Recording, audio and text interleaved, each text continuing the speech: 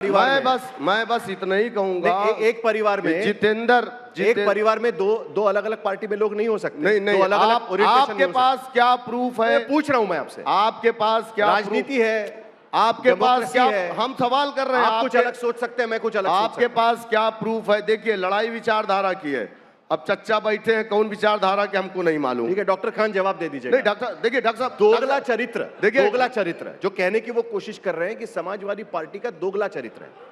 एक तरफ तो सनातन की बात कर रहे हैं, चच्चा कुछ दिन पहले समाजवादी को गाली दे रहे थे। ठीक है, बहुजन समाज की विचारधारा पे। डॉक्टर कब ये आ गए समाजवादी की विचारधारा? समाजवादी पार्टी की अपनी कोई विचारधारा है ही नहीं, उसकी सिर्फ एक विचारधारा। बहुत बढ़िया। समाजवादी और कांग्रेस की एक विचारधारा है, मुसलमानों को बीजेपी से डरा करके इनके वोट को लूटने, यही इसकी विचारधारा है। ठीक है, अभी अजय राय साहब यहाँ बैठ करके बोल रहे हैं। डॉक्टर खान जवाब दीजिए, जवाब दीजिए। अब इनको मैं क्या जवाब दूं भाई? मैं मुसलमान। प्लीज प्लीज प्लीज जरा एक मिनट, एक मिनट। अब्दुल जितेंद्र महेंद्र के झगड़े में दीवाना मत हो, लिंचिंग आप ही की होगी। शौकत अली जी, ये सुनिए, आपके समर्थकों को ये बता दीजिए, अगर वो बात करेंगे तो आपके यहाँ पर बैठने का कोई मतलब ही नहीं है। आप ताकतवर है, इसके लिए यहाँ पर बैठे हैं, आप अपनी भूमिका रख रहे हैं ना। डॉक्टर खान जवाब दीजिए। चलिए सुनिए, ठीक। अब देखिए, इनकी हकीकत मैं अभी खोले दे रहा हूँ। अभी इनका चेहरा नकाब बिल्कुल खोल दूंगा मैं। कहते हैं ओवैसी साहब, इनके लीडर, की हिजाब वाली मुख्यमंत्री बनेगी, हिजाब वाली प्रधानमंत्री बनेगी। अच्छा, अब सुनिए, ये जो बैठे क्या संविधान में प्रावधान नहीं? आप संविधान को मानते हैं? संविधान में प्रावधान नहीं है? दाढ़ी वाले से झगड़ा मत करो। बिना दाढ़ी वाले, दाढ़ी वाले से झगड़ा मत करो। बिना दाढ़ी वाले से झगड़ा मत करो। बिना दाढ़ी वाले मुसलमानों की बात करेंगे? अरे मुसलमानों की बात तब करना जब दाढ़ी रखा लेना, हुजूर सल्लल्लाहु अलैहि वसल्लम की सुन्नत पे आ जाना, तब। मैं एक मिनट, साहिल भाई, हिंदुस्तान की तारीख में, साहिल भाई, हिंदुस्तान की तारीख में एक मिनट, अब सुनिए, हिंदुस्तान एक करके बात करेंगे, एक करके बात करेंगे।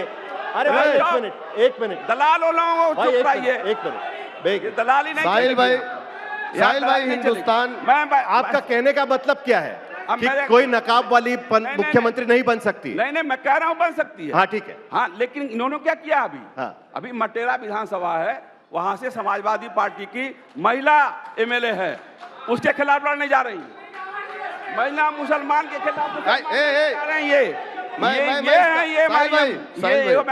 है। ठीक है, वहाँ कहाँ के रहने वाले अब कहाँ जा रहे हैं लड़ने के लिए? ठीक है, ये सोचिए। शौकत अली जवाब दीजिएगा। मुसलमानों के वोट में, भाई एक मिनट, आपके दो नुमाइंदे यहाँ बैठे हुए हैं, वो बात कर रहे हैं, आप जरा उनकी बात सुन लीजिएगा। सब लोग बात कर रहे हैं, आप रील बना लीजिएगा आराम से, लेकिन पहले सुन लीजिए क्या कह रहे हैं वो। शौकत, सवाल यहाँ पर यह है, 2024 के लोकसभा के चुनाव होते हैं। नहीं, इन्होंने उस पर आऊंगा ना, उसी पर बात करेंगे ना। मैं आपको सिर्फ बता रहा हूं, थोड़ा सा खुल के तो बात कर लें। 2024 के लोकसभा चुनाव में 92% वोट मुसलमानों के समाजवादी पार्टी और कांग्रेस पार्टी को पड़े। आप पर भरोसा नहीं रखा मुस्लिम समुदाय ने। क्यों नहीं रखा? उनको लगता है कि वोट टूटेंगे तो इनको फायदा हो जाएगा। ठीक है, तो इसीलिए क्या आज की स्थिति में जो ये आरोप लगा रहे हैं कि आप वहां पर आकर उकसाने की कोशिश कर रहे हैं। जो साहिल भाई, आपको मालूम होना चाहिए कि पूरे उत्तर प्रदेश में हम एक भी सीट लोकसभा में नहीं लड़े थे। हाँ, 24 में हम सिर्फ 3 सीट लड़े थे, 3 या 4 सीट पूरे हिंदुस्तान में। उत्तर प्रदेश में हम लोकसभा का इलेक्शन क्यों नहीं लड़े थे? उत्तर प्रदेश में यह पार्टी का फैसला था। ठीक है, पार्टी का फैसला था, हम चुनाव नहीं लड़े। यकीनन हमको कामयाबी नहीं मिली अब तक, लेकिन कामयाबी जरूर मिलेगी, वक्त लगेगा। और दूसरी चीज जो चच्चा कह रहे हैं, किस मुद्दे पर कामयाबी मिलेगी? नाम लीजिए, चच्चा नहीं, हमें नाम लो हमारा। चच्चा कहोगे तो तुमको बच्चा कह देंगे हम। बिल्कुल कहिए, बच्चा हो, बिल्कुल कहिए, खेलने वाले बच्चा, खेलने वाले बच्चा हो। बिल्कुल चच्चा मत कहो, मेरा नाम है। मैं डॉक्टर हूँ, तुम डॉक्टर नहीं हो। डॉक्टर खान, उनको बोलने दीजिए। मैं डॉक्टर हूँ, क्या बोलने दीजिए उनको, बोलने दीजिए। कैसे बोलेंगे? चच्चा करेंगे ये? बोलिए। मैं पार्टी का प्रवक्ता हूँ, डॉक्टर हूँ, मैं पढ़ा लिखा डॉक्टर। ये डॉक्टर है क्या?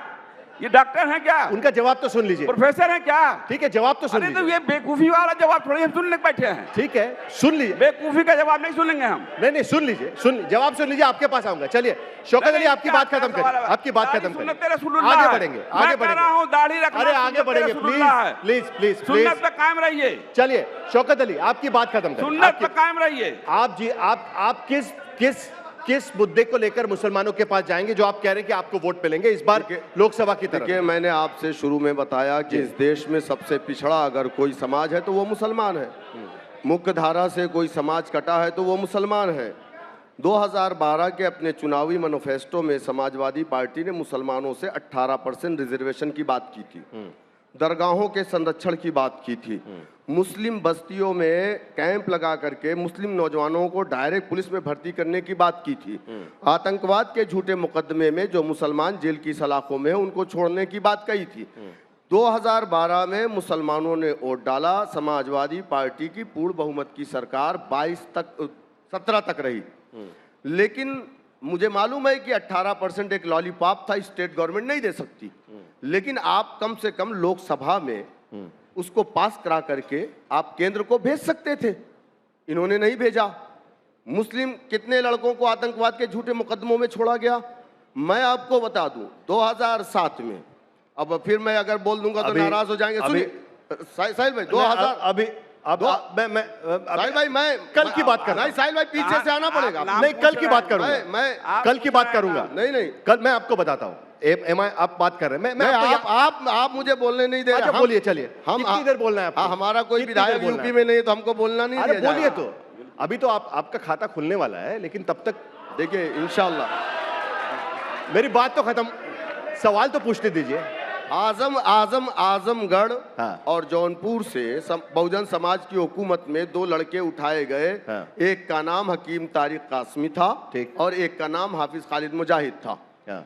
सरायमीर के अंदर शेरवा एक जगह है, वहां पर आलमी इज्तिमा चल रहा था। एटीएस ने उन दोनों बच्चों को उठाया। सरकार बहुजन समाज पार्टी की, इनकी पुरानी सरकार थी। हाँ। ला करके बाराबंकी में दिखाया, बहुत सारे असलहे। हमारे कुछ बड़े लोगों का दबाव पड़ा, नसीमुद्दीन सिद्दीकी शराब मंत्री थे, उन्होंने निमेश कमीशन का गठन किया। 2014 में अगस्त के महीने में निमेश कमीशन ने अपनी रिपोर्ट दी, समाजवादी की सरकार आ गई थी, जिसमें जस्टिस निमेश ने कहा कि हकीम तारिक और खालिद मुजाहिद बेगुनाह हैं और इन्हें फर्जी फंसाया गया है।